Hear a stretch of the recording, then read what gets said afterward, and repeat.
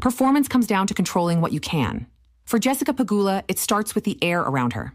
A Blue Air user for over 5 years, she trusts Blue Signature air purifiers, engineered to perform and designed to impress. Shop blueair.com and use code SIGNATURE30. Youth mental health is a complex challenge that requires comprehensive solutions. We must strengthen after-school programs. We must make digital literacy tools available in our schools. We must work with mental health professionals to support children. And we must empower mentors, educators, and parents to keep kids happy. Learn more about our commitment to finding lasting solutions at empowerourfuturecoalition.com/solutions. Paid for by the Coalition to Empower Our Future. 7 things you don't really need to know, but probably should. I'm Jamie East, and this is the Sunday 7. I'm Ciara Revens in for Jamie East this week, and on today's episode of the award-winning Sunday 7, we celebrate 50 years of Apple, meet the neurons who learned how to play Doom, and discover how hedgehogs hear. Plus, Will Guyatt, the Smart 7's resident tech guru, looks at Google Maps' new upgrade and tells us why PlayStation gamers might be getting a payout. If you're enjoying our episodes, please do like and follow us wherever you get your podcasts. We're here 7 days a week at 7 a.m. with the 7 biggest stories on the Smart 7 in association with Metro. Before we get started, though, it was on this day in 1892 that the first design for an escalator was patented by inventor Jesse Reno of New York City. He put the first working model on display in 1895 at Coney Island Amusement Park, but the Otis Elevator Company bought his company and put the technology to work at the Gimbel Brothers store in Philadelphia, and then pretty much every department store in the world. The 1st of April marks 50 years of Apple, and the company has been preparing this week to celebrate the milestone. It's a significant achievement in the world of tech, and for a company that started in a garage in California to have risen to become one of the world's tech giants and arguably the world's most valuable brand, it's no small thing. CEO Tim Cook has taken the lead on the anniversary celebrations, writing a letter to mark the milestone themed around the Apple belief that technology should feel personal. Apple also strongly believes in looking forward rather than looking back. And CEO Tim Cook sat for an interview with CBS News to explain how valuable the exercise has been. We're always focused on the next thing and improving something that exists today and trying to see around the corner and give people something they didn't know that they wanted. And so it's been different, but I think it's of great value, as it turns out, to look back and feel grateful for the journey, to feel grateful for all of the characters that have been a part of that journey. Tim also shared memories of Apple founder Steve Jobs, who died in 2011, and some final words that he shared. He called me over to his house and told me he wanted me to be the CEO. And I debated with him a little bit and said, are you sure you don't want to be CEO anymore? I thought at the time that he would live a long time, honestly. He was going to be executive chairman and I was going to be CEO, and obviously it didn't turn out that way. But his advice to me was never ask what I would do. Just do the right thing. He also paid tribute to the two Steves, Steve Jobs and Steve Wozniak, the two co-founders, and the principles that they established back in 1976 that still hold true today. A lot of the ideas about building something insanely great was there in the early days. The idea that you could put something out into the world and it would be amazing and wonderful for people to use. I think this dates back to the creation of the company. This idea that collaboration and bringing together people with different lens and different viewpoints on things and putting them in a rock tumbler and, turning it and to see what comes out. I think that was from the founding days of the company, and it's still the case today. Steve Wozniak was the original designer for Apple, but stepped away from the company in 1985 and went on to become an inventor. He created the universal remote control and a philanthropist. He was also happy to reminisce this week on the history of Apple and the revolutionary Apple II they created in 1977. It was so far above any of the other computers coming out. We didn't foresee the future the way it turned out, but we said, for today, we're taking a step forward ahead of others. Apple's reputation definitely is, sprung from us and the culture. It's hard to be 100% perfect, but I still admire Apple the most of all the tech companies. It wouldn't be right to close out our celebrations of Apple's 50th birthday without a word from the original marketing genius that was Steve Jobs. He was asked in 2007 what Apple's goal was, and he had a crystal clear answer. Our goal is to make the best personal computers in the world and to make products we are proud to sell and would recommend to our family and friends. We want to do that at the lowest prices we can. But I have to tell you, there's some stuff in our industry that we wouldn't be proud to ship, that we wouldn't be proud to recommend to our family and friends. And we can't do it. We just can't ship junk.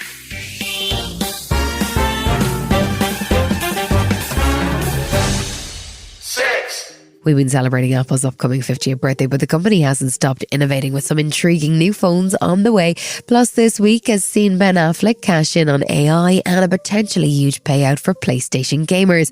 All of that can only mean one thing. It's time to check in with the Smart 7's tech guru Will Guyatt to get up to speed on the latest in tech. So, Will, we've been looking at the history of Apple, but they're not finished coming up with new stuff, are they? What's the next big thing? We've had some pretty solid confirmation this week that a foldable iPhone is finally coming this September, and the reason I can say it's reliable information is because it was reported by Bloomberg, the respected business media company that's got a solid track record of revealing Apple news early, and by the looks of it, have regular chats and coffees with important folk at Apple, popping the 30 or so miles from their tech news office in Fisherman's Wharf, San Francisco, to Apple in Cupertino down the road. The iPhone Fold will behave like a cross between an iPhone and Apple's iPad tablet, and will support multitasking with two apps running side by side, allowing you to run them on the screen at the same time, which is better than the current picture-in-picture mode you get on an iPhone. And these phones will look quite wide. It's suggested they'll look wider than other smartphones to make it more useful for video watching and all the kinds of tasks that people love doing on an iPad or tablet. That does sound quite a lot like Samsung's folding phone. It does, doesn't it? And as many Android fans say, Apple often follows years behind others. And I managed to drop a first-generation Galaxy folding phone in the toilet during lockdown, so they must have been around at least 6 years. According to many of the rumours posted on other sites after Bloomberg's reveal, we're also going to have the iPhone Fold actually using Samsung components. Apparently it's going to use a new kind of memory chip, which means it's double bubble for the South Korean company, making money on their phones and making money from Apple's too. And I assume this won't be cheap. You assume correctly. Apple hasn't locked in a price apparently because of the ongoing memory shortage caused by the AI race, but it will be the most expensive phone in this year's iPhone lineup, and will start somewhere from around $2,000 or too many UK pounds. Ben Affleck is a former Batman, but he's got more than just a stubbly chin going for him. What's he been up to with AI? He might have had a disappointing run as the Dark Knight, but his bank account is certainly bright, because before he even announced this new deal, Ben and his mate Matt Damon also signed a first look deal with Netflix for their production company following the success of their recent movie The Rip, which they revealed used streaming friendly techniques to keep reminding us of the story because we no longer pay attention to movies thanks to our mobile phones. It's attracted the interest of Netflix, hasn't it? Is he going to cash in? Affleck set up this company into positive about 5 years ago, and it employed around 20 people. It doesn't knock out AI slot movies by enabling you to use a chatbot prompt to make something from nothing, but instead it's designed to work in post-production of actual work. Their tools are trained on a production's own footage, enabling them to quickly reframe shots, tinker with dodgy lighting, or even remove the wires from stunt work. This sounds like something that will support the creative process, but it will also likely push those paid to do some of this stuff out of work. In the announcement to reveal this deal, Affleck said he'd moved from being scared of AI's potential impact to viewing it as a really meaningful innovation. It's reported that depending on the performance of this company, Affleck and his colleagues could be in line for around $600 million, making him way more than he has so far from his movie career. Speaking of cashing in, it sounds like UK PlayStation gamers could be in line for a payout. What's going on in the courts? Millions of UK PlayStation users have been victims of excessive and unfair download charges, a tribunal has heard. A consumer campaigner called Alex Neil reckons Sony prevents players from buying digital games from other suppliers. Now, if if successful, anyone who's bought a digital Sony PlayStation game or in-game download over the last decade or so could be eligible for compensation. Sony told a court that third-party stores posed a security risk and that software sales subsidised the cost of its consoles, which cost billions of dollars to develop. Now, the claim suggests that Sony monopolised sales on the PlayStation, forced up costs, and charged unfair commission fees to developers too. Should I expect a check anytime soon? The claim estimates that 12.2 million UK gamers could be in line for around about 162 quid each, and you will be included if eligible and they win. It's going to take 10 or so weeks for the next bit of this process to take place, and then there's likely to be some kind of appeal either way. So even if this is successful, you won't be getting your money for a while. And also, are you really still rocking a checkbook? And before we go, well, there was a big Google Maps announcement this week. What are they up to? Take me to the best local kebab with chili sauce. Well, that's now a question you can actually ask your sat-nav thanks to a big shift over at Google this week, as it brings Gemini AI into Google Maps, as the company says you can now ask it complex real-world questions, which is pretty decent. For example, let's say you're on the move and really need the toilet. You could ask it where the cleanest public toilets in the area are. Good questions like that. There's loads of other stuff going on in tweaks to Google Maps too, in the biggest update for around 10 years. They say they've redesigned how the 3D generated world looks on the map, which gives you a broader view of the world around you. Let's go. Still to come on the Sunday 7 in association with Metro, we keep an eye on the skies for space junk and find out what it's like as a woman in tech.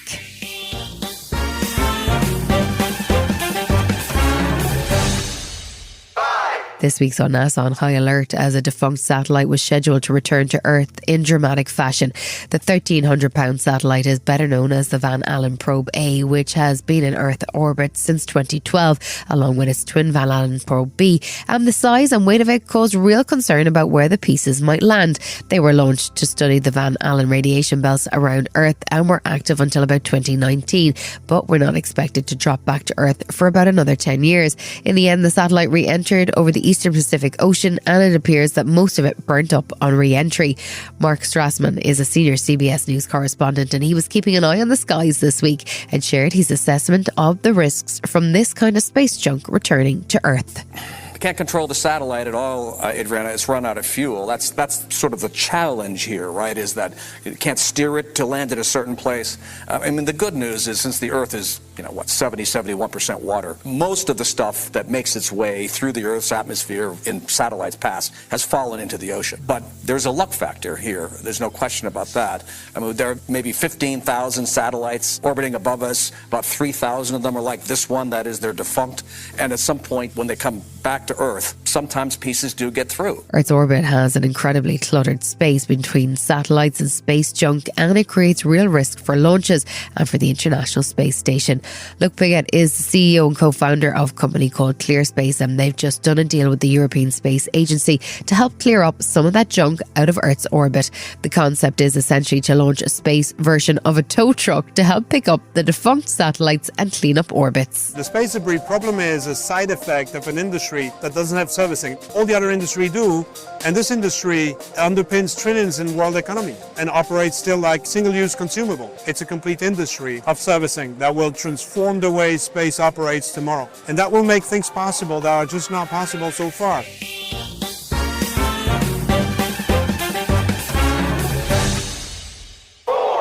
The tech industry has many problems at the moment, from the speed at which AI is moving to the backlash against social media algorithms. But there are also structural issues when it comes to gender representation. It's estimated that only 1 in 4 tech workers are women, and just 9% are from a lower socioeconomic background, which isn't great when tech becomes increasingly important but fails to represent society. Dr Claire Thorne is the co-CEO of Tech She Can, which is a charity which aims to help women access the world of tech. We spoke to her this week about the challenges of opening doors into a world that has historically been male dominated. So Claire, tell us about Tech She Can. TechSheCan is the UK's tech careers, education and social mobility charity. We are working in classrooms and workplaces across the UK so that all children, especially girls, aspire to pursue and can access pathways into technology careers. Ultimately, the goal is to increase the number of women working in technology roles. And to date, it's been almost 5 years since we got our charitable status, and to date, together with industry, we have reached 250,000 children directly in UK classrooms and just over 1 million engagements globally online. So what kind of things are you teaching kids? We link technology and technology roles to children's passions, be it sport, dance, drama, whatever it is. There's a role in STEM and in technology roles for you. And we are always showing, it's built in at the core of all of our design and delivery, that technology is inherently creative and it can be for social good, because it's those two things that our research showed are really the main career drivers, particularly for girls, and the things that they do not associate with technology careers. So it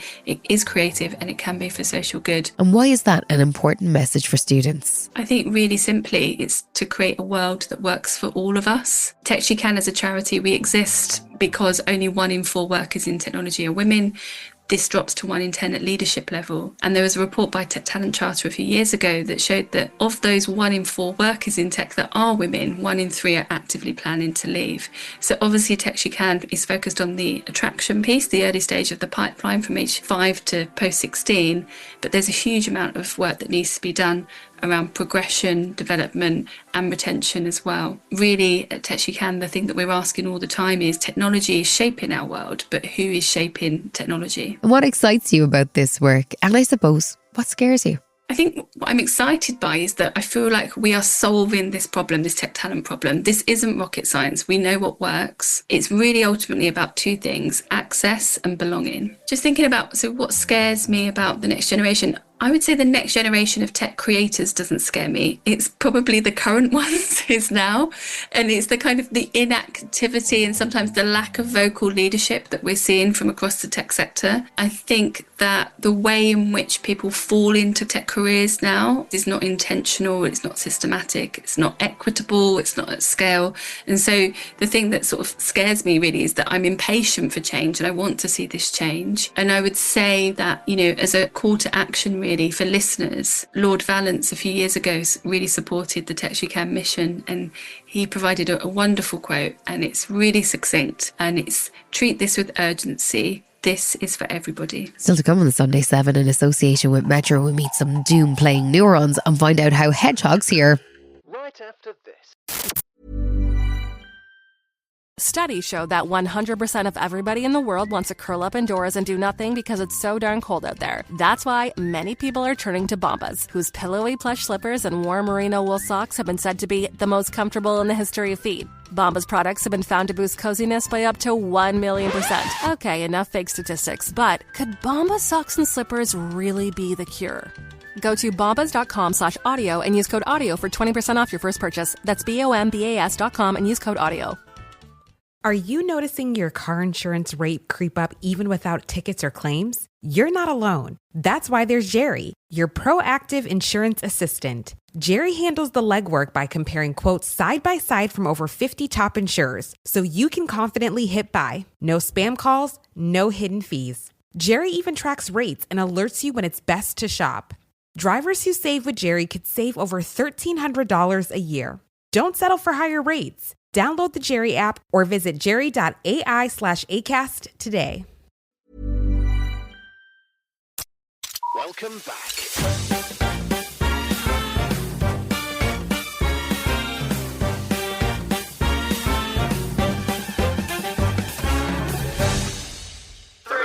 Last year saw the government announce what it described as one of the biggest cement decarbonisation programmes on the planet. The aim was to capture carbon emissions from 3 cement and lime factories in the Peak District and transfer it to an undersea storage facility off the northwest coast. The initial investment was estimated at £60 billion, but the project has already run into difficulties as local residents object to the potential damage that the construction of the carbon pipe between the Peak District and the coast may cause. The Peak Cluster project is now facing opposition from locals like Lord Laura Stark from Castleton, who spoke to BBC Derby this week and who are worried about the scale of the work required. So the project, they propose digging a 200-kilometre pipeline from the Peak District all the way through to the Wirral. This is massive and will cause untold damage to protected landscapes across the north, in particular the Peak District. From my point of view, if this is allowed to go forward, this sets a precedent that the government and private business can treat national parks with contempt. And if they do this to the Peak District National Park, nowhere is safe.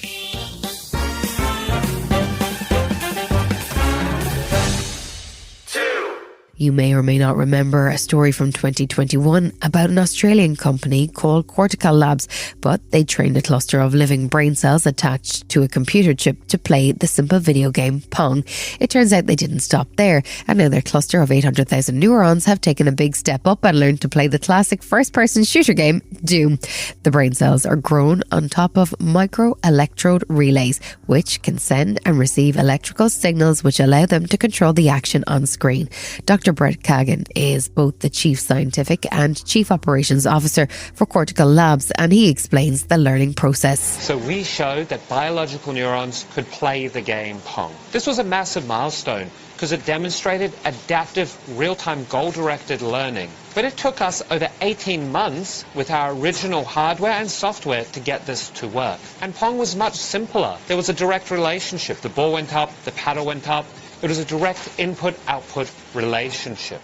Doom was much more complex. Doom is chaos. It's 3D, it has enemies, it needs to explore its environment, and it's hard. So we've built a neurocomputing system to allow anyone to program this game. The Cortical Cloud, the new neurological system that Cortical Labs have built, has huge potential, and the next challenge was to find a way to make it accessible so that it could be programmed to face new challenges.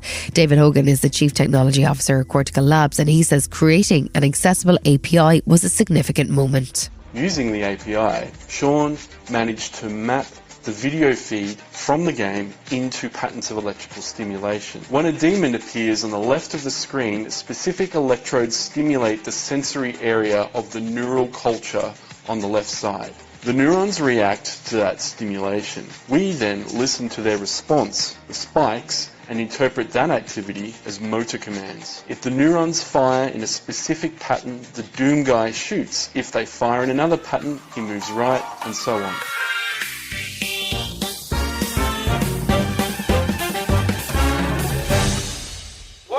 It's estimated that the UK has a population of just under 1 million hedgehogs, but the prickly little creatures are at risk, partly from the expansion of human housing, but also from things like pesticides and, of course, road traffic.